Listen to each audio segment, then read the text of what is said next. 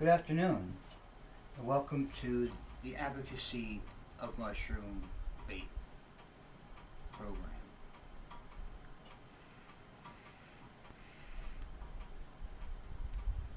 As you see, I am smoking mushrooms, or vaping mushrooms. Okay, today's talk is going to be around uh, Cordyceps, which is one of my 6 mushroom blend vaping solutions. Of the 6 mushrooms, I have Agarikon, Cordyceps, turkey tail, Chaga, lion's mane, and tiger milk. But today we're going to talk about Cordyceps, and for example, we have this for your perusal.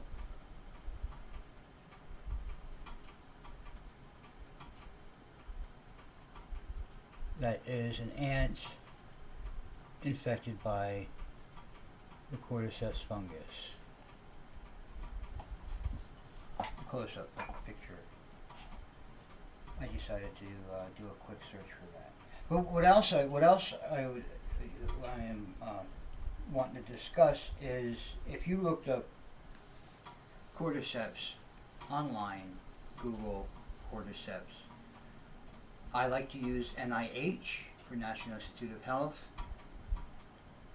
You will find a lot of papers. Pretty much everything I will be talking about is what I found looking it up. So in one of the articles I was reading, it had a line that said the lung, alveolar epithelial cells, and cordyceps. So I thought, let me see what that sounds like in the search. So I put that through, and I did put NIH, but I got an NIH article.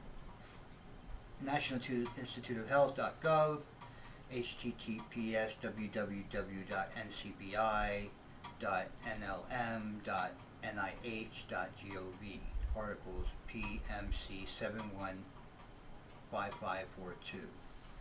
Protective roles of cordyceps on lung fibrosis in cellular, and this is on a search page line. And the second part of it says protective effect of Cordyceps sinensis extract on. Okay, so I open them up and in another tab, like article number PMCID is PMC 6591570. And that was published June 28th, 2019, as protective effect of Cordyceps sinensis extract on lipopolysaccharide-induced acute lung injury in mice. Okay, so they essentially made mice have acute lung injury, which is ALI. So they wanted to study the protective effect of Cordyceps sinensis extract. This is what I'm making. Part of my 6 mushroom blend.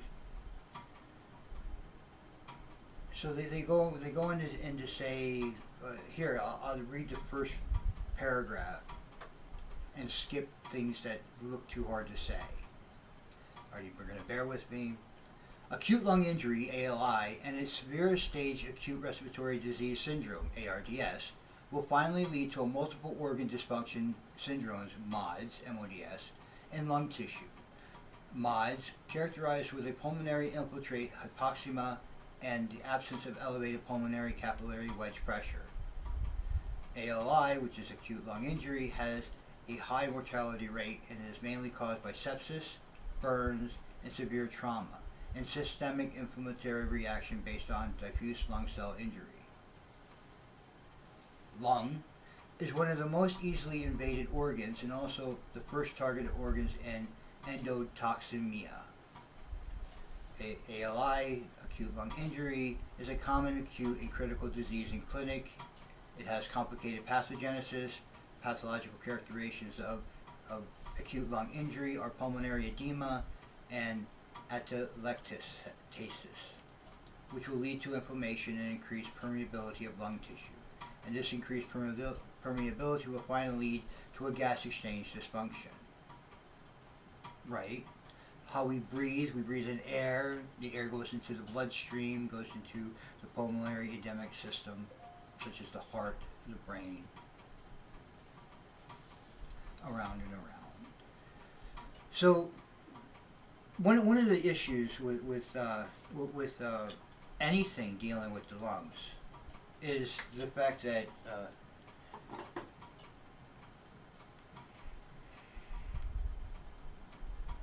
we like to smoke. So characterization of smoking regular cigarettes the last 50 years has given rise to all sorts of medical interest, all sorts of aberrations. Now, mind you, let's look back. Let's look back and say the Industrial Revolution. Just say it.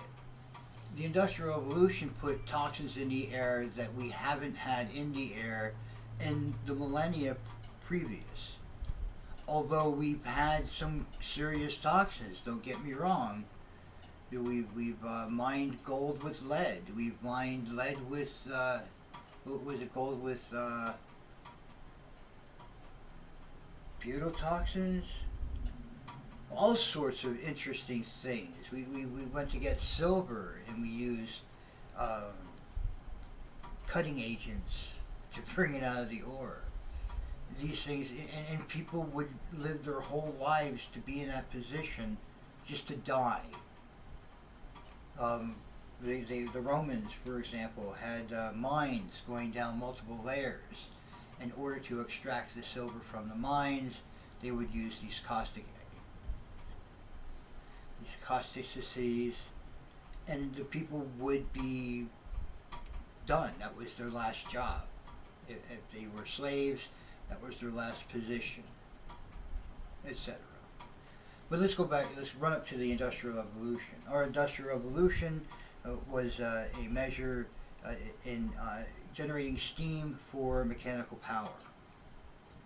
So what do we generate steam with? Well, we used wood until it became unfeasible. Listen, one of the issues we have today of finding mushrooms is the vast expanse groves of larch that we pulled down in order to finance our future power needs of those days. So we decimated many forests, but luckily for us, forests grow quickly like hair on our heads, hair on the planet. But that's pretty much simplicity to explain it like that. But we found coal. Now we have used coal for thousands of years, but let's say we found coal and introduced it into modern society as of the 1800s. Let's just say that, because pretty much we did. We were, we've smelt steel for years, but smelting steel on a vast scale like that was then. Look, we made huge monoliths of steel structure. The skeletons of our skyscrapers, etc., etc., etc. These are financed by the boon in being able to make coke forges, providing us with the molten metal to go on. But we are man, and man is basically Stone Age still. Our Stone Age has gotten to the heights of dexterity that's just uncommon. Think about this. To say we are still Stone Age is simple. We are. Is not metal stone? Well, it was stone at one point. I'm just kidding. Let's go back to what I'm talking about as far as the lung issues. So during the Industrial Revolution, we had what was called black lung, and not only are the people mining it suffering from this, but the people shoveling it into the furnaces at your local school, for example. We had steam heat for a lot of buildings. The trade-off was it evaporated water in the air rather easily. So so it was very dry heat, a very dry environment. So we had cracked sinuses, etc. But my point's not that. My point is the lung injuries. So eventually, we gotten to the point where we smoked cigarettes as a social level, and which is the reason why I'm having these talks in the first place. It's trying to get smoking back into a social acceptance. I want to smoke at the grocery store or vape.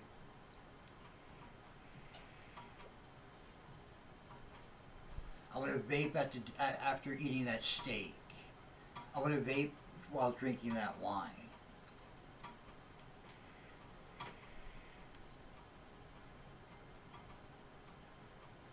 What do you mean?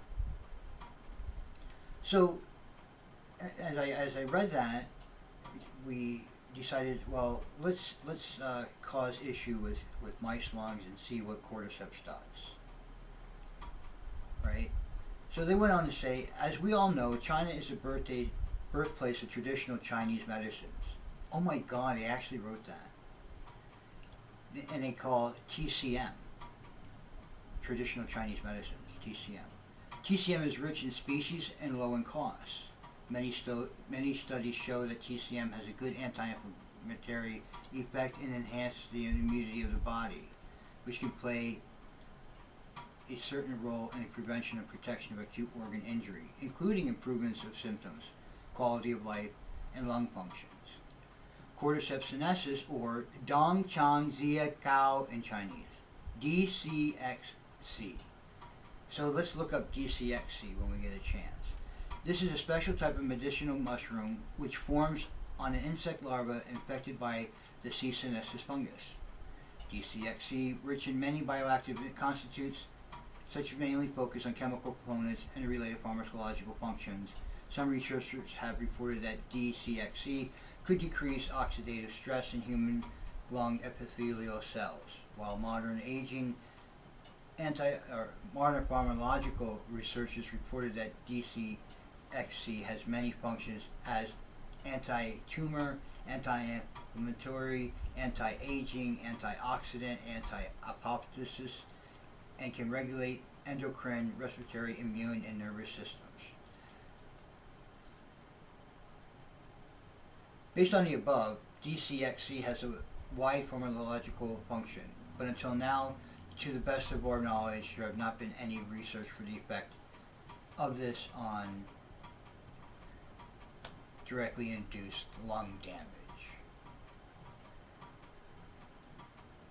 So my point is that we found out that cordyceps plays a role in stopping the metastasis of, let's say, lung cancer. Let's say I saw an article where they introduced mice that had a natural alignment, a natural morbidity on colon cancer. So they were checking out the colon cancer getting into the bloodstream, et cetera, et cetera, et cetera, and into the lungs, and they noticed that the use of cordyceps stops it from forming tumors in the lungs. So here, protective roles in cordyceps on lung fibrosis in cellular and rat models. Cordyceps sinensis is a fungus used in traditional Chinese medicine as a tonic to soothe the lung for treatment of fatigue and respiratory diseases. How interesting is this? Idiopathic pulmonary fibrosis is a chronic, irreversible, and debilitating lung disease showing fibroblast, myofibroblast expansion, excessive deposition of extracellular matrix and the interstitium, leading to breathing difficulty. Our previous observation revealed partial relief in lung fibrosis in patients suffering from severe acute respiratory syndrome, SARS. We hypothesized that cordyceps has a beneficial effect on lung fibrosis, and the objective of this study is to explore targets of cordyceps in a relief of lung fibrosis in animal and cell models and to gain insight in underlying mechanisms. Well, let me look at this quick. on previous observation revealed a partial relief of lung fibrosis in patients suffering from severe acute respiratory syndrome, SARS. COVID is a SARS.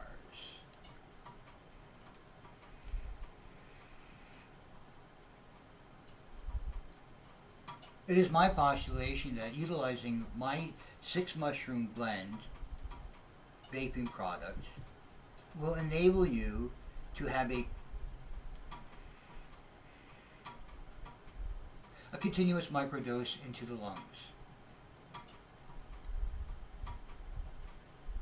So the conclusion was the findings provide an insight into the preventative and therapeutic potential of Cordyceps for the treatment of lung fibrosis. Okay? Not to say that I didn't come prepared, but I didn't. I just had a couple things set up.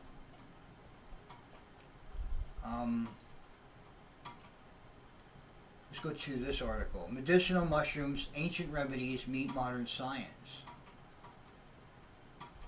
And this is 2014. Now remember, 2017 was when the FDA said, oh fine, you can now market mushrooms as medicinal. So this is part of the research that allowed them to do so, I would say. See the article, Immune Modulation from 5 Major Mushrooms, Application Integrative Oncology, page 32.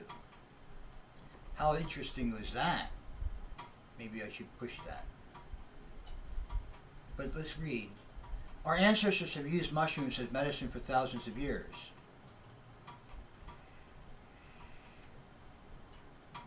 I bet you're wondering why we don't use them today. Well, we do now, as of 2017. Well, let's go back to, see, some viruses are headed off by mushrooms. Some viruses are meant for pharmacological interest. Now, we've had a lot of people talk about the structure surrounding, etc. But let's just say that back in the 30s and 40s, we were fighting, what was it? Polio? Polio was a big deal. We even had a president with polio. Polio was so bad, we needed to stop it. We needed to lay it to ground. We needed to stamp it out. Right? So we told the public, don't use your mushrooms. Because the public was saying, I'm not going to take an antiviral shot when I got mushrooms. I got my mushrooms. I got my mushrooms. I got my mushrooms.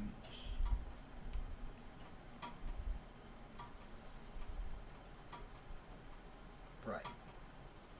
So they made a big smear campaign. Well, back in the 40s, there's a huge, very big government inquest on mushrooms. A big government inquest on mushrooms. If you look it up, you'll see that I'm not lying to you. This inquest on mushrooms went as far as actually proving the medicinal capacity for mushrooms and closing the door on it. The rationale is we needed a pharmacological result in stamping out polio. It was bad. So they said to people, don't use your mushrooms and let a generation drift away, and the consequent or the next few generations no longer thought of mushrooms as the go-to I'm sick thing. If you think about it like this, what is the issue with taking, what are they called, the antibiomes? The issue of taking antibiotics, for example, is that you can pretty much train your body away from the natural bacteriums that are in our systems, and then we end up really messing ourselves up. But mushrooms is a natural antibiotic, in a sense, because the mushrooms have to deal with these toxins. The result of a lot of things that we don't quite express when we explain things to each other. Like, for example, the bacteriums that are in our systems secrete toxins. It's what they do. I mean, they poop, we poop, their poop is toxic to us. So essentially, we have to decide what to do with that. So we get rid of the bacterium so the toxins aren't in our systems. Granted, that's a simplistic way of explaining to you what's going on. So let's go to read the rest of this before it's too late. Our ancestors have used mushrooms in medicine for thousands of years. The Greek physician Hippocrates, circa 450 BCE, classified the amado mushroom. Dun, da, da. I think we've heard of amado as the one where we wear the hats. Remember the amado hat? Fomes fomentarius, as a potent anti-inflammatory and for cauterizing wounds. Wow. The alchemist Tao Hong Jing from the 5th century describes several medicinal mushrooms, including Ling Zi, which is Ganderma lucidum. Isn't that Mataki? And Zhu Ling, Dendropolyporus umbilicus. Some used reportedly by Shenlang many centuries before. Otzi, the Iceman, who lived nearly 5,300 years ago, carried Amadou in a birch polypore tethered to the pouch to help him survive the Alps of northern Italy. Well, that's like I'm being simplistic, they're being simplistic, and this is a article in the National Institute of Health, right? But we just read a second ago that the Amadou was used for cauterizing wounds, and of course people who have the issue such as Otzi, the Iceman from the Bronze Age, would have had arrow injuries. He died, would just be set upon by thugs.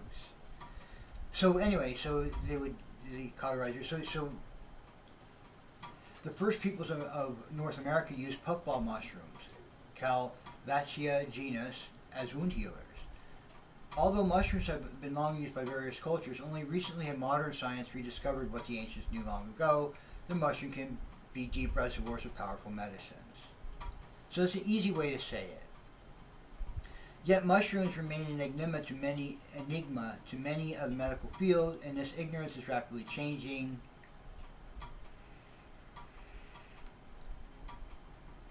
Let me iterate something. The vape product, the vape device, is used to allow people to ingest medicines. The atomization of medicines is not something that's just thought up because I want to vape cigarettes or I want to vape something. The vaping of medicines is a long and tried and true process. Atomization of medicines through both vaporization and atomization, both directions of the same thing. The inhaler, right? Okay, so one of the tricks about the inhaler is the fact that we have a tickle response in our lungs to cough up noxious things. You don't want to breathe in plant material unless we have a tickle effect to cough it up, right? Let's say that's thousands of years of biosynthesis or lungs and coughing. So what I'm saying is that vaping is an extension of the medical field, not the other way around. So the advocacy for the vaping of mushroom is much more than just being able to smoke something in polite society, but it's also to be able to smoke something that's medicinal help. This is something, it's not like eating handfuls of antibiotics and destroying our inner bacterial system. This is being able to microdose ourselves with a first layer of protection from bacterial infections and viral infections. So the surge in interest is not only related to the deep cultural history of their use, but also due to modern methods for tissue culture of mycelium and new methods for testing this activity of individual constituents and their synergies. Mycelium is the, let's say, the root structure for mushrooms. Let's say the fungal reality of the mushroom, the body, is let's say the fruiting part of the mushroom is its next generation spread. It's just the moment to where it becomes something of interest for other creatures, whether they want to eat them like we do. But all the mushroom's doing is trying to spread its population. But through mycelium, the mycelium is where the mushroom is living. This is Paul Stamets like to utilize the mycelium as where we're going to get the best part of the botanicals from it, right? I agree with that. But right now, I'm using fruiting bodies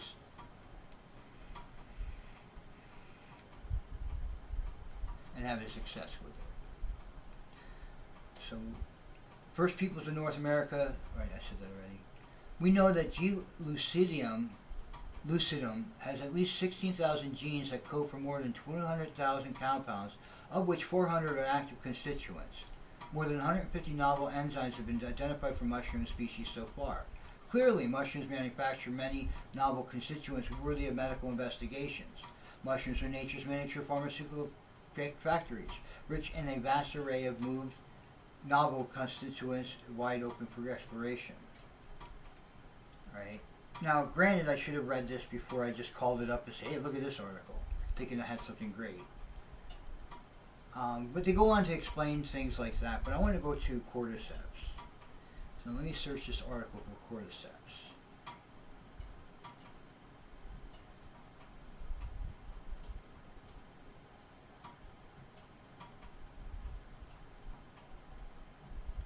Well, none in that one. Alright, so granted, that was just a non-go.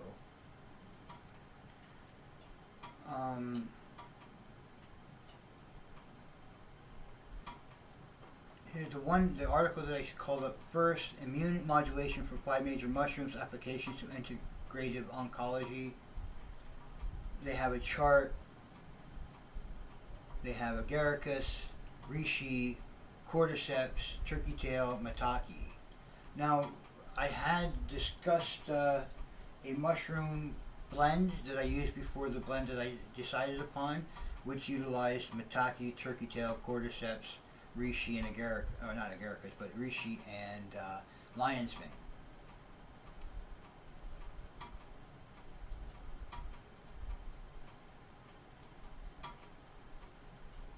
And chaga, right?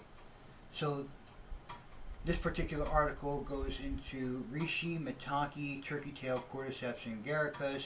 My current 6th blend is Agarikon, Cordyceps, turkey tail, chaga, lion's mane, and tiger milk. Right? So the specific constituent of Agarikon is the Greek B D-glucan, which is a polysaccharide. Cordyceps is adenosine and cordyceptin. Adenosine is alright. Cordyceptin is analogous to adenosine, which is found in our system, which are pharmacological companies utilize to process the medicines through our systems, such as Tylenol, etc. So the cordyceps is kind of like a natural figure in this, where pharmacological was unnatural. And we ended up with issues such as caustics in our system in order to use like aspirin, etc. One of the myriad effects of mushrooms occurs to their ability to stimulate cytokine production. Cytokines are small, soluble proteins that act as intercellular mediators in an immune response. In the effort to understand cytokine responses and to interrelationships between cytokines, one approach has been to characterize certain set of cytokines for responses to different situations. And they found that mushrooms have this really big favor for this cytokine purpose. Remember I was saying something to the effect, oh, it's time. All right, thank you very much. That was the talk on cordyceps. Have a beautiful day.